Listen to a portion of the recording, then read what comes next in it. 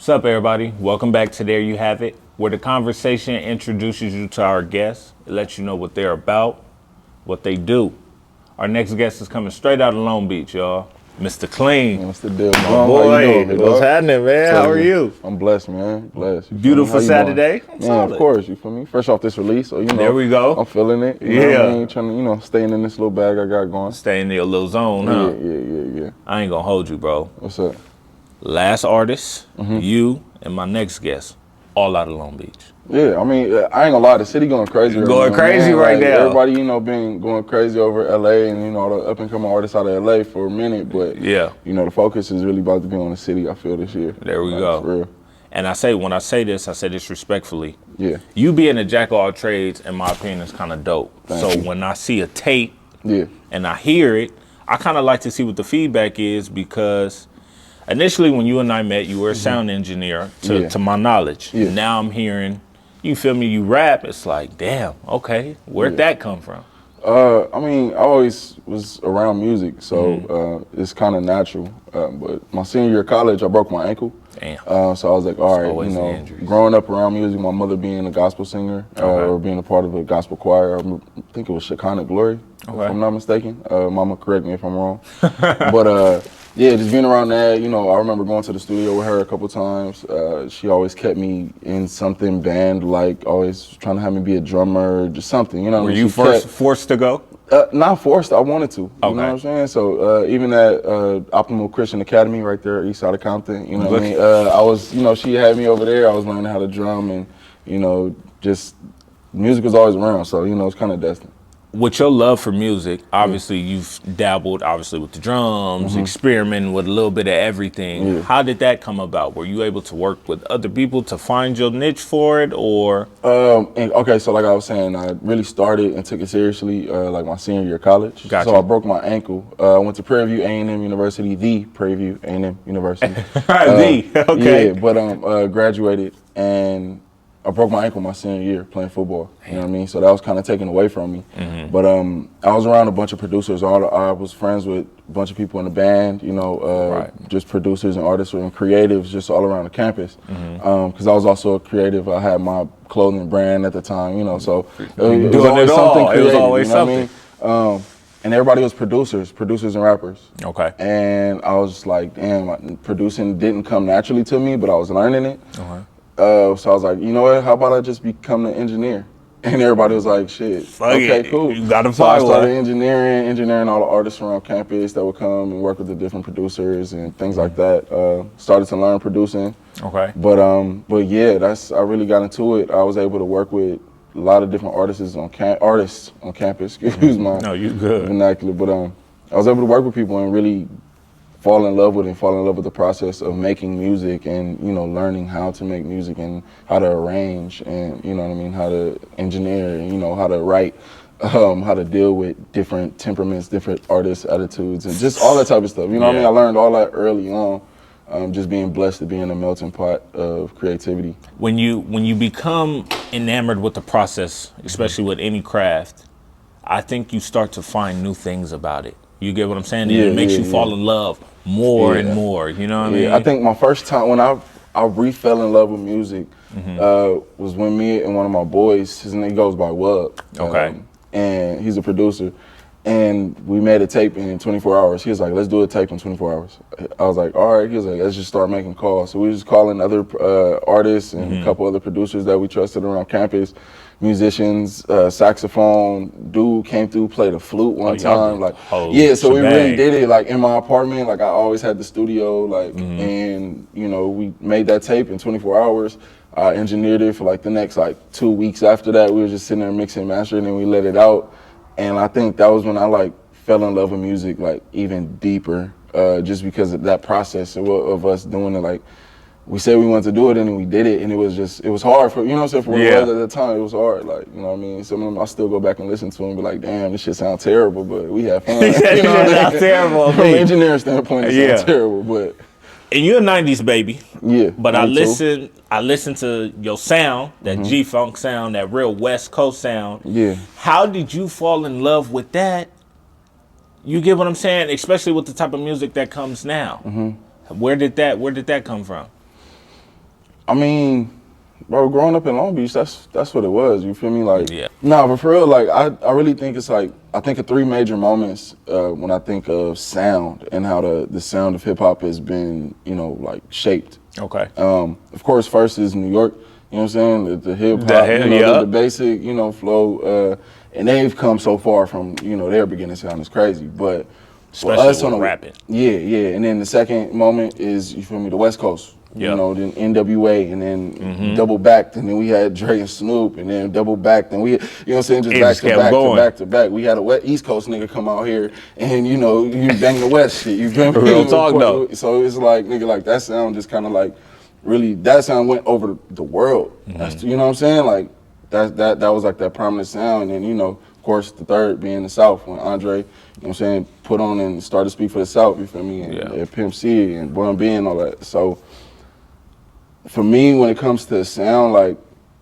I grew up with all of that shit. We grew up seeing everything. We 90s baby. So we grew up with technology. You know what I'm saying? We weren't born into technology. Like, we grew up with it. Right. You know what I mean? We grew up from floppy disk to memory cards as big as your fingernail that Real talk. You know, hold as much memory as big ass computer. So yeah.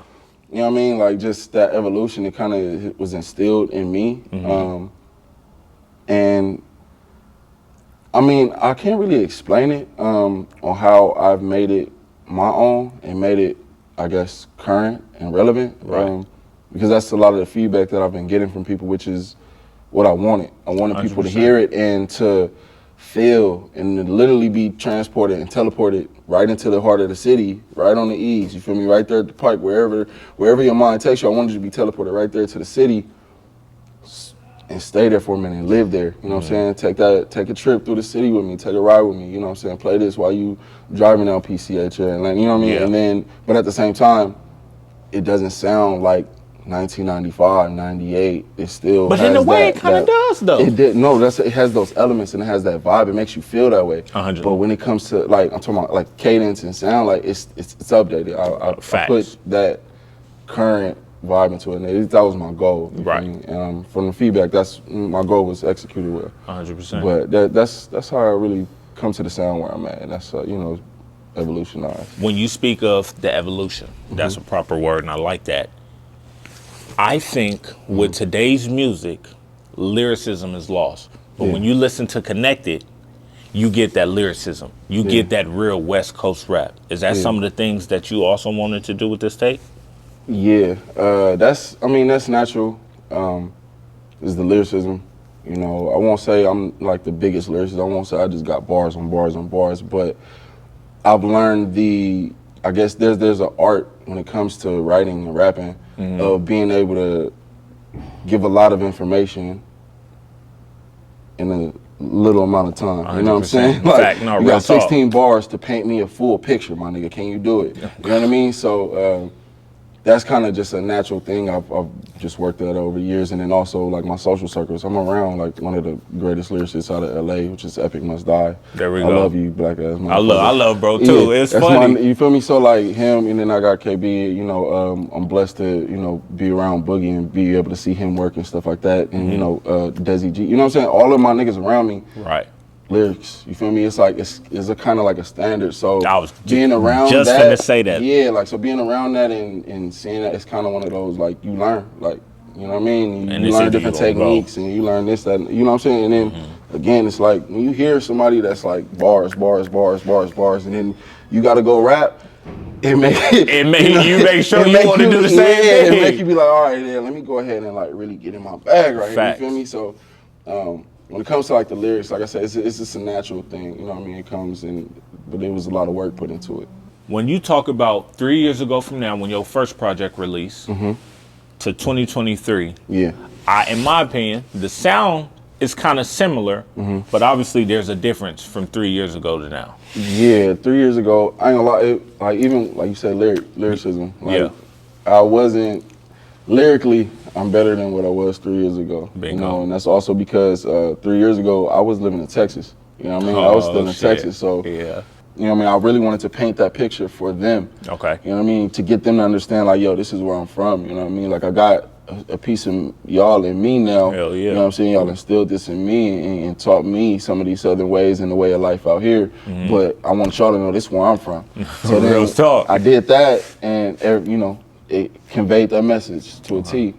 This project coming back, I was returning home, literally. You know what I'm saying? 3 years ago. So I was returning home.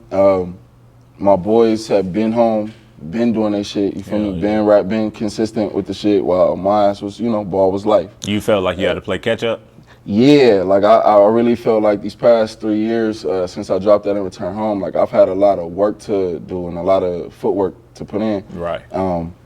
And honestly, I've done that, you know what I mean? Like I came home and within the first year, you know what I mean? I linked up with my boy Ant Dog before I even came home, just because I knew of him through, you know, my boys Epic and Desi and him. So.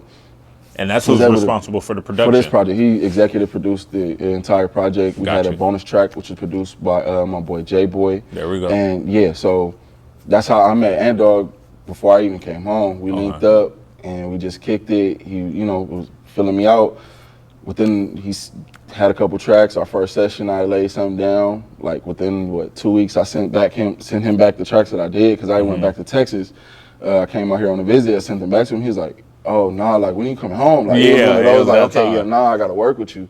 Like, for real, for real. So then I came home and we just locked in, and he ended up putting me down with the production team, Breaking Ground TV. Okay. You know, they had recruited Ant Dog because he was producing and doing his shit. Yeah. But he knew I was an engineer, and I just came home, so mostly everybody didn't know. The first show we were doing was Live and Unplugged. You know what I mean? The first episode I walked into was, ironically, the second episode of the season, and it was with Cheyenne Wright.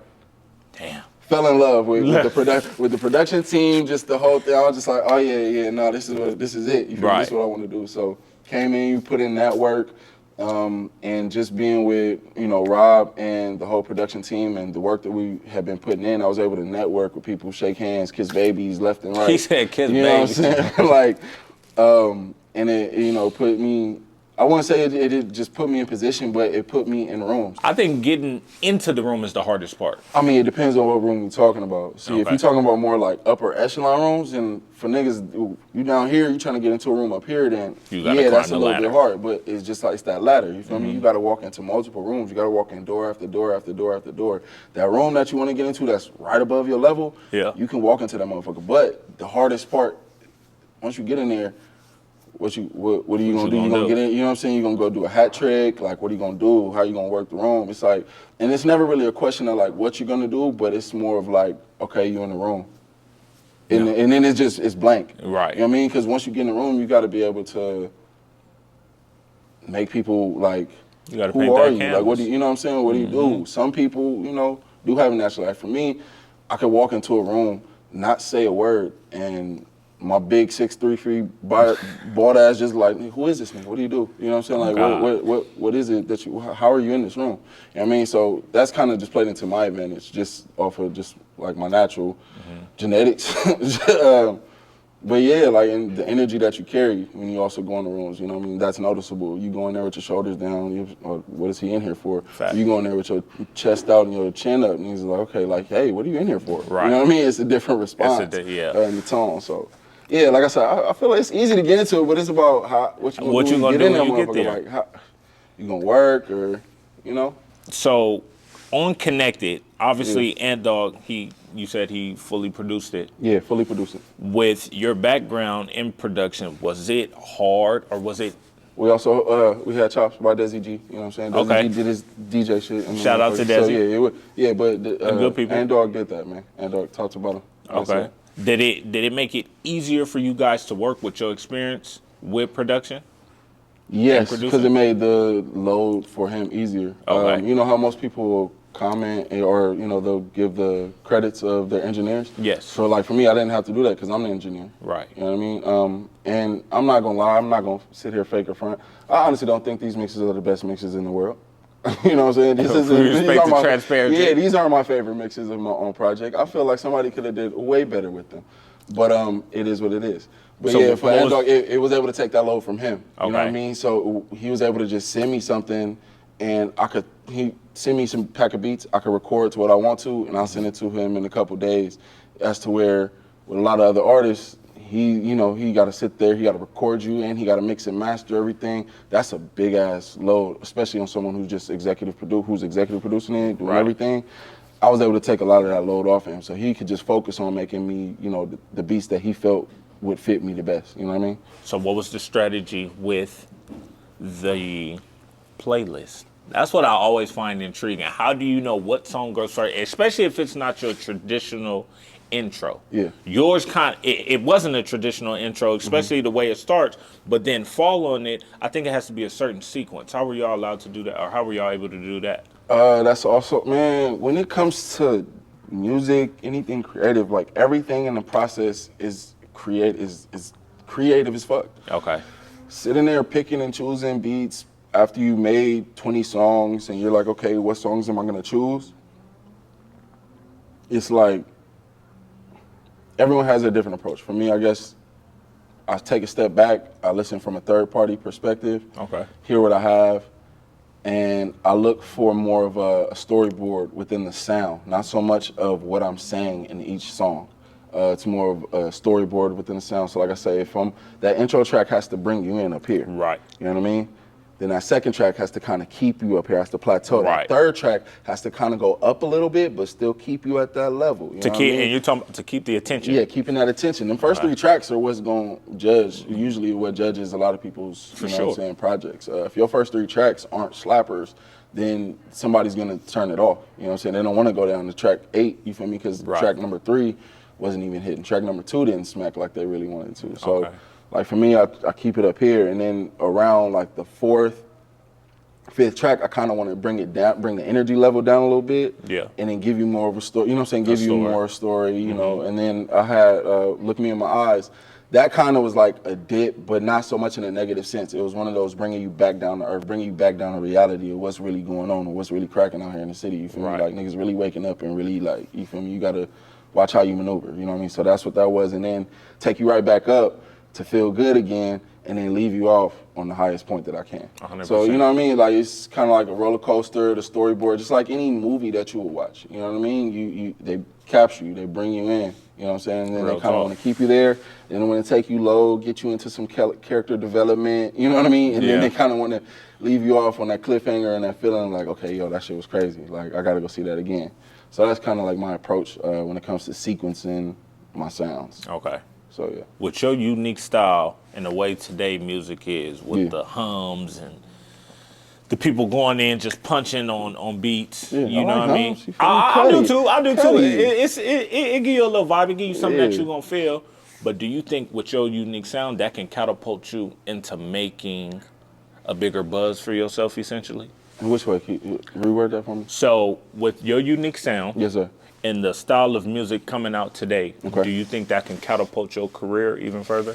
Yes, I do. One of the things is that a lot of people aren't really like staying true to the West Coast sound, or they don't really know how to. So when they do it, it's a moment, and then it's moved on from to back to whatever original sound they're making. You know what I mean? I feel it's more, not parody, but I feel like people make more of the West Coast stuff as a moment. And then the stuff that they're doing is heavily gang influence or something. You know what I mean? There's no like, okay, like it's giving me that sound of the old West Coast, but it's like, it's new. So for me, I do feel that this project will set me apart. I was able to create my own world for people to come and visit and to live in for a while and then go visit another world if you want to. You know what I mean? So for me, I do feel like I can ride this for a moment. Even though these songs are like 2 years old. So like, you know what I mean? A lot of stuff that I got stacked up is like, I'm already thinking like, okay, y'all see me in these white tees all the time. Y'all see, white tee clean. Like, I'm already thinking button up and, silk shirt clean. Like, I'm already there, you know what I'm saying, in my own head. But I know the work that I still got to put in and give to the world, Yeah, this is where I'm at right now. Why, you said 2 years, why sit on, I asked somebody else this in the past, why sit on it? Man, that's personal. It's personal. I think, though, why 2 years? Why that hold? Because I'm an artist and I'm sensitive about my shit. Real shit though. Yeah, real shit. But like, nigga, everybody go through shit. You know what I'm saying? Like, everybody go through life issues. Like, you wouldn't know. Like, the year after I came back home, nigga, I got into an accident. I drive trucks. I drive 18-wheelers for my 9 to 5, make my bread. Yeah. Nigga, I flipped the truck. You know what I'm saying? Like, I flipped that bitch. Like, that was when I said, like, a nigga almost died the other day on Look Me in My Eyes. I literally recorded that the day after I flipped my truck and almost died. You know what I'm saying? And wouldn't even know it. Yeah, you know what I mean? So people go through shit. You go through depression. You just go, you know, I ain't gonna lie, we human. Nigga done went through depression behind bitches already. You feel me? Like my last bitch, nigga I went through it. So you don't want to put nothing out. You don't want to give yourself to the people because you don't feel like you are your best version of yourself. You know what I mean? So it's many reasons why people don't. But at the end of the day, when you come out of it, at least for me, coming out of like that moment in that time, it was kind of like, okay, these were your excuses. Okay. Even though you know what I'm saying, in my mind, I know, you know, however I might have felt at that time, but when you look back at it, you're like, damn, those are your excuses, my nigga. So the name Clean, everybody has a backstory with their stage name. Yeah. Where did yours come from? So first things first, I have alopecia. Okay. Most people call it alopecia. Alopecia, yeah, that's but I mean, nigga, I have it. Okay, yeah, alopecia area. I say it how I want to say it. I got it, but I got alopecia. So my hair fell out when I was 1. My mom always used to tell me, she was like, I used to just call you my little Mr. Clean. Like, you got a little bald baby right around the house, you know what I'm saying? Like, you don't find some type of joy in it or the way to laugh at it rather than my mama feeling heartbroken because she feel like she gotta, you know what I'm saying? Like, I'm gonna have to go through all of this turmoil and shit growing up. Right. Which I did, but yeah, that's where it came from. I just remember in middle school when the airbrush t-shirts was a thing, my mom was like, all right, we about to get on top of this. And we got me one, MistaClean on the front. You feel me? I ended up getting my, I had the fresh Dickies. She got me some fresh Adidas shell toes. And I remember I went to school and it was a done deal. Like ever since then, it was like, yeah, it's your clean, Mr. Clean. It was like this. It worked though, bro. Yeah, but it's crazy because I was able to decipher who really knew me since then, from middle school up until adulthood. Like if you call me Clean or like Mr. Clean, like it's like, okay, like you know me, you may know of me, but if I hear somebody say my government from afar, it's like, that nigga knows me. Who is this? Oh God, who is this? For yeah, real. You know what I mean? Real so talk. It's like, it's one of those, like everybody has their little nicknames. You know, somebody be like, oh, my name is Junior or JR, but it's like, nigga, that's a common nickname. That's a common name. You know what I'm saying? Bro. Like, Clean is distinctive from my gubby. And when you say Clean, people know who it is. You get what I'm saying? There isn't. ain't no wondering, bro. Yeah. You get what I'm saying? That's a beautiful thing I love about it. You know. Before I get up out of here, I always do a little game of this or that, but this is a little bit of a remix to it. Okay, let's do it. So I'm gonna say 4 names. Yeah. You tell me the first thing that comes to your name. All right, come to your head. I got you. Warren G. Regulators. Snoop Dogg. Eastside. Badass. Eastside. Nate Dogg. Smoke weed. I start singing the nigga in my head, nigga. You feel me, nigga? My biggest inspiration, to be honest. I respect that. You feel me? Like, and you hear it in your music. Man, listen, I ain't gonna lie. Like when I get to do my live and unplug, I promise you, I'm doing the cover of some Nate Dogg song. Like you gonna hear that. Like my boy. You see the clip going viral, me singing Earth, Wind, and Fire, right? Yeah. You know what I mean? So yeah, trust me, that's inspiration. That's the first thing I think of. Because when you said it, like nigga, you see my eyes. I'm thinking of my favorite songs, nigga, the style. Real talk. Me? Like just even then, like I can even go into, like I said, like the evolution of my image is inspired by Nate Dogg. You know what I'm saying? Like because when we first seen Nate, you know what I'm saying, niggas that really seen him growing up. You know what I'm saying? It's white tees, you feel me? White tees, Chuck tees, you feel me? Niggas in the hood, Dub Shack shit. You know what I'm saying? Like real way shit. back shit. And then you just saw that evolution from white tees to the fly jersey era. You know what I'm saying? And then out of nowhere, my nigga suit down, you feel me, hat with the can, you know what I'm saying? And it was like, yeah, nah, this is me, you feel me, that Don, like that's like the inspiration for the whole, like, my whole image. Like, I explained that shit to one of the homies. He was just like, okay, I get it. He's like, I don't get it, you don't be wearing no pieces, like, you don't be wearing it, like, you don't be shopping. I'm like, nigga, like, this where it is right now. You feel me? I'm focused on the music. I'm focused on putting in this work, nigga. I'll worry about my fashion shit later, nigga. You feel me? Like, nigga, I get boxes of t-shirts for free now, nigga. Like, the fuck I gotta worry about, fuck I'm worried about my image for right now. You know what I mean? Yeah, so like, it's like, yeah, that's, yeah. When you say Nate Dogg, I think just my biggest inspiration is life right now, man. My boy. So yeah. Hey, I appreciate you sitting with me, loved one. I appreciate you for having me, me, what man. it is with us. Yeah, you know hey, I gotta come and holler at y'all. See y'all. Sit at the table, shit. Come talk to us, bro. Come pull a seat up. I got you. I'm gonna let you. Just let me know when. Just no doubt. Let me know. For sure. Hey, there we have it, y'all. MistaClean, Sam Gundie. We'll catch y'all at the next one. What's happening?